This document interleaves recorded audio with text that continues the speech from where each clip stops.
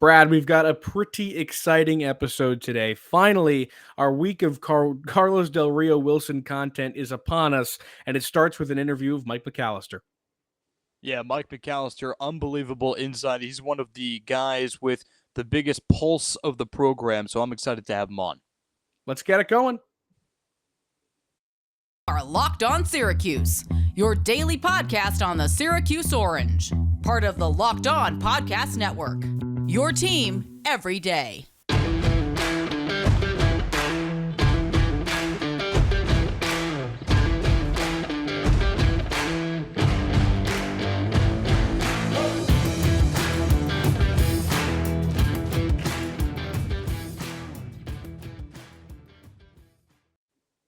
Matt Bonaparte and Brad Klein with you on Locked On Syracuse. Thank you for making Locked On Syracuse your first listen every day. We are free and available wherever you get your podcast. But today it is not only Brad Klein and myself. Mike McAllister is here of Sports Illustrated Syracuse. Mike, thanks so much for joining us. Absolutely. Thanks for having me on. Of course. Obviously, the hot news in Syracuse football recruiting is Carlos Del Rio-Wilson, the quarterback that transferred from the University of Florida. This is pretty exciting for Syracuse fans and the media. Yeah, it is. And, when I first heard it, I kind of did a double take, right? It was like, wait, you're getting who? Yeah. And, you start doing a little bit of research about him and you see how highly rated he was out of high school. And this is the type of guy that if Syracuse had landed him out of high school, there would have almost been wait, how much are they paying him? How did Syracuse get a player of that caliber? Right? So he would have been almost the highest rated recruit they've had since these recruiting services, the 24/7 Rivals, On3 now, ESPN, et cetera, started ranking players and recruits and et cetera. So this is huge from a talent standpoint. We know the talent is there based on some of those recruiting rankings. So it's up to Syracuse to try to get him to realize that talent. And if he does, then Syracuse has quite a pickup that should impact the program for years to come. Hey, Mike, thanks for coming on the show here. You mentioned that his recruiting ranking is going to wow Syracuse fans, but what about on the field? What are Syracuse fans going to see under the roof of the dome? They're going to see a dual threat quarterback who has a very, very strong arm. He's a dual threat in that he can make plays with his legs, but he's not a run first quarterback like a Garrett Schrader is. Not even sure he's quite as good of a runner as an Eric Dungey was. He's a little bit of a different style runner. Eric was more of a straight line, run over you, run through you, power type of a runner. Schrader has some wheels to him, but he's kind of more of a power runner as opposed to an elusive, juke you in the hole type of a runner. Del Rio-Wilson has a little bit more of that wiggle to him that I think he can be elusive in the open field, especially against a linebacker. But he's got an extremely strong arm, which we know was an issue with Schrader, his accuracy, his arm strength, and his ability to throw the football. That shouldn't be a concern with Del Rio-Wilson. I know that when he was at the Elite 11, when he was a high schooler, he was ranked by SI All-American as their fifth most productive player at the Elite 11 finals, which usually has some of the best quarterback prospects in the country. And specifically his maturity with some of those intermediate routes was what stood out. And that's something that Syracuse, I think, has lacked since they lost Eric Dungey. They haven't been able to hit some of those intermediate routes. They've hit some short passes. They've been able to go over the top at times, but it's sort of the consistency in those 10 to 15 yard routes that's really been missing from the offense. And he's got the potential to be able to do that. So he's got an all around game. I still think there's some rawness to him in terms of his throwing motion and reading a defense and those types of things, but all the physical tools are certainly there. And despite his obvious and overt talent that Del Rio-Wilson brings forward, I think there's still a camp of Syracuse fans that are really content with what Schrader brought to the team last year. Sure, the guy doesn't throw the ball like Dan Marino, but he ran very well at times last year and won Syracuse a couple of games with his legs and even won him Virginia Tech with his arm with that pass. So what do you think this quarterback battle will bring to preseason and to the season as it storms on? Yeah, and I don't think that we should discount Dan Villari either, the transfer from Sure. Michigan that's come in. I think it's going to be a three-way battle, but I do think that the odds are that Garrett Schrader's probably going to end up winning the job. He's the incumbent. He's been in the program the longest of the three. Yes, it's new coaches, so they're sort of all starting from scratch, but given that he was the incumbent, so there's a trust factor there, especially with the head coach, right? And the fact that he and Villari had the spring. That's the one downside to Del Rio-Wilson for this upcoming season, is that he didn't come in during the spring. So he's going to be a little bit behind them in terms of learning under the new quarterbacks coach and offensive coordinator. I do think it's going to be a legitimate battle, but I think Del Rio-Wilson and Villari are going to go into it behind Garrett Schrader. Now, Schrader certainly has to improve as a thrower of the football, as you mentioned, was not great last year. But I also think it's worth noting the Virginia Tech game that you mentioned. The pass that he threw at the end of the game to Damian Alford that won the game was a really nice pass. And up to Yeah. that point, while he wasn't a great passer, he was at least competent enough that it kept defenses honest. And basically from that point forward, it took a major step back to the point where Syracuse almost couldn't throw the ball consistently. But if you remember, when he got hit on that throw to Alford, he got up slow, and a lot of people thought he was hurt. And I find it interesting that from that point on was when he really struggled throwing the football. So if he comes He wore a back boot after healthy, that game. yes, he did. And his throwing motion looked a little bit different. He just didn't seem to have as much accuracy as he did previously, even though he wasn't the most accurate quarterback. So, I think that there is reason to be optimistic that he could take a step forward from this offseason. I know that the coaching staff has told him what the biggest issue for him is. He knows what it is.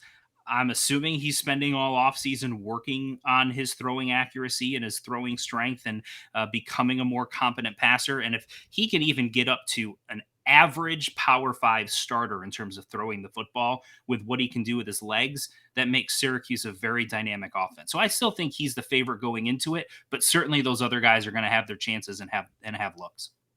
And last year, we saw Syracuse kind of have a similar situation with the incumbent Tommy DeVito, the four-star quarterback that was kind of Dino's project, his little baby boy. And Schrader came in and stole the job from him at the Albany game. He starts that game. Do you think we'll see a similar situation this season where it seemed as if that battle early on in the year might have hurt Syracuse a little bit, especially in the Rutgers game, that if Schrader started, some people think they could have won that game, and that turns into a bowl winning season or bowl attending season. I'm one of those that thinks that if he had been the starter going into the Rutgers game, that they win that game. They played well enough defensively to win that game. There were, a couple other games that they were just 3 point shy. I mean, they were very close to having 6, even 7 wins. Yeah. If you win a couple of those, but the difference between this year and last year is. Last year, yes, DeVito won the job, but they were also splitting reps a little bit in a couple of those games, the Rutgers game being a prime example. If Schrader wins the job this year, I don't see that happening with splitting reps and having, Villari coming in for a series or Del Rio-Wilson coming in for a series and then back to Schrader. I think whoever wins the job is going to be the guy. Now, where it could be similar is part of the reason that the job was quote unquote stolen, as you put it, from DeVito was that DeVito struggled. Yeah. So if Schrader comes out and struggles, especially throwing the football, and the offense is stagnant as a result, teams focus on shutting down Sean Tucker, and Syracuse can't consistently generate offense, and that's costing them games, I could see them perhaps making a move early in the season as they did with benching DeVito in favor of Garrett Schrader. So I certainly think there could be some similarities there if Schrader comes out of the gate and struggles in some of the ways that he did last year. But it's going to be different in that I don't see them splitting time initially as they did last year. Talking to Mike McAllister with SI Syracuse here about Carlos Del Rio-Wilson, the newest member of Syracuse football. And Mike, to me, it seemed like you maybe too, early on in the call, were surprised. Wait, who did they get? Because one, Del Rio-Wilson, strong player, strong prospect, and two, this came out of the blue. This was very sudden. Justin Lamson goes down, and 2 weeks later, Carlos Del Rio-Wilson is on the hill. So is there any way you could take me through the timeline of this? Because it happened extremely quickly. Yeah, now I think the coaching staff probably knew sooner than it became public that Lamson was out, that he was hurt.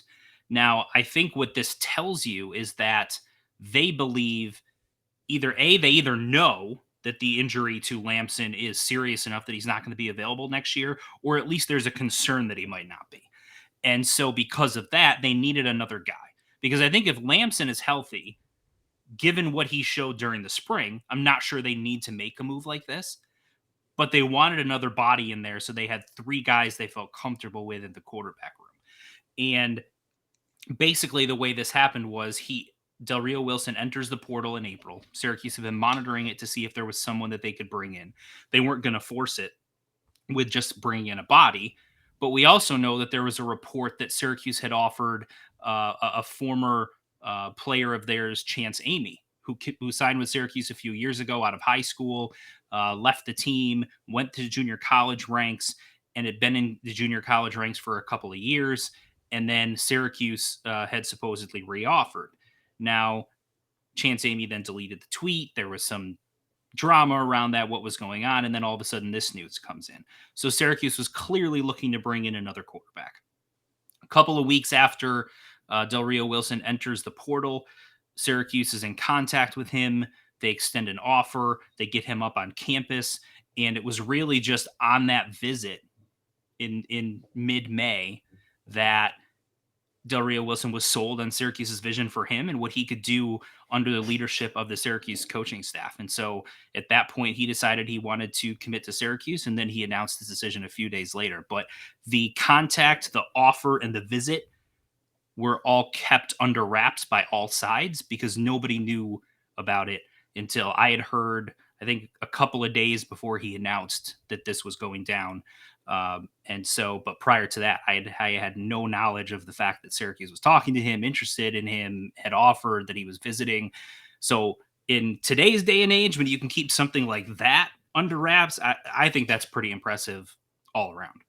Sounds like Syracuse might have been betting on Del Rio-Wilson coming to the Hill after that meeting. If you like betting, our partners at Bet Online continue to be the number one source for all your betting needs and sports info. Find all of the latest odds, news, and sports developments, including this year's basketball playoffs, Major League Baseball scores, fights, and even next season's NFL futures. Bet Online is your continued source for all your sporting wagering information, from live betting to playoffs, esports, and more. Head to the website today or use your mobile device to learn more about the trends in action. Bet Online, where the game starts. And thank you for making Locked On Syracuse your first listen. For your next listen, check out the Locked On Sports Today podcast, the biggest stories of the day, plus instant reactions, big game recaps, and, quote, the take of the day, available on the Odyssey app, YouTube, and wherever you get your podcasts. We're here with Mike McAllister of Sports Illustrated Syracuse, who knows just about everything there is to know about Syracuse football recruiting, and that's why he is the absolute man. Mike, just once again, thanks for being here. Absolutely. Here's the thing I think people are forgetting. This guy coming in has not played a snap. He's young. He has no room to grow thus far. He's done nothing. He's got all the time in the world. So if he isn't ready this year, it isn't the end of the world. That being said, do you have not necessarily picked a side, but do you think as of right now you have a favorite in terms of who might play the most games this season in terms of the two guys? Or do you think that's Schrader? Yeah, I would lean towards Schrader on that for sure. Now, I'm always I want to see the new shiny toy, right? So Of course. I've I'm right seen there with Schrader. you. I've seen Schrader. I know what he is, or at least what he was last year. Now, I am not one that I believe that he is done developing. He's never going to become a competent passer. I'm certainly not closing the book on the potential or the possibility that he can improve and become a better quarterback. But it's very tempting to take the guy with all the talent, and even if he's not quite ready, to throw him out there and get him some experience. But at the same time, there's also is Dino Babers coaching for his job this year? Does he have to get to a bowl game? So there's that narrative as well. That's why I think he's probably going to stick with Schrader. Schrader's going to be the favorite to play the most games and take the most snaps this year. But it certainly would be tempting for me to throw out the new shiny toy and see what he does. But as you mentioned, if he doesn't step on the field this year, if he doesn't earn the starting job, that doesn't mean that bringing him in was a failure and he's not going to do anything, etc. Because he could still very well end up as the quarterback of the future. He's got 4 years of eligibility left. There's a lot of skill and talent and potential there. The new offensive coordinator and quarterbacks coach have a track record of developing quarterbacks. Give them time with this guy, even if it doesn't materialize on the field this year. So even if he doesn't play, I still think there's reason for Syracuse fans to be very excited about what he could bring to the program in the future. And Mike, you had the opportunity to sit down with Carlos shortly after his commitment. You can go check out that little article on SI Syracuse. Really well done, really good insight. But what were your takeaways from Carlos Del Rio-Wilson, the person? We're talking about him as the dual threat quarterback, the former 4-star, the biggest recruit, quote unquote recruit, since blank for Syracuse. But who is Syracuse getting? Well, they're getting a guy who's hungry. I mean, he is hungry. He wants to be a leader of a program. He's very competitive. He believes that just the addition of him to the program and to the offense takes them to another level where they can win consistently and compete for ACC championships. Now, is that perhaps a bit over dramatic? Perhaps, but don't you want your quarterback to be that level of confident that, listen, just adding a guy like me makes us ACC title contenders? I think that's what you want in your quarterback, as far as I'm concerned. But yeah, I mean, just, he was very well spoken with me. He was very clear with his thoughts, very confident in his abilities, and spoke very highly of his interaction with the Syracuse coaches as well, in terms of his ability to connect with them, and then his trust level that they're going to be able to develop him into the quarterback that he wants to be. And then what also struck me from my conversation with him was the fact that he specifically mentioned that he wants to be someone who is known in the community beyond just what he does on the field, that he wants to make an impact in terms of charity work and things of that nature, that he wants, kids and fans and everyone else to know who he is and help them as much as possible. So that kind of took me by surprise, only because you typically don't hear someone as young as he is, only a year removed from high school, talking about making an impact off the field on the community. So I thought that was something that also stood out from my discussion with him. I love that from Now, Carlos. Mike, That's awesome. I want to follow up on something you said earlier, and it's great to hear that he's a well-spoken leader for Syracuse, because that's something to look out for too. But to me, I think we might be overlooking something, right? It's that you said that he's probably the quarterback of the future. Garrett Schrader is not a senior. He's going to be a junior. He's going to have another year after this, right? So in a way, this season is a competition for even next year's job, you would think, at least in some capacity. The biggest thing, if I'm Dino Babers, the biggest thing I'm looking at is who is going to complement Sean Tucker the best. Now, maybe for the year after next, it might be a moot point because he's going to the NFL, but which style of runner, because they're both dual threat quarterbacks, but you said they're different, which style of runner helps Tucker the most? See, I think Garrett Schrader's running style is actually a very, very strong complement to Sean Tucker, in terms of when you've got them in the backfield and they do a little zone read and you don't know whether he's going to hand the ball to Sean Tucker or keep the ball himself, because, Tucker's got that speed, despite the fact that he's kind of a thicker back.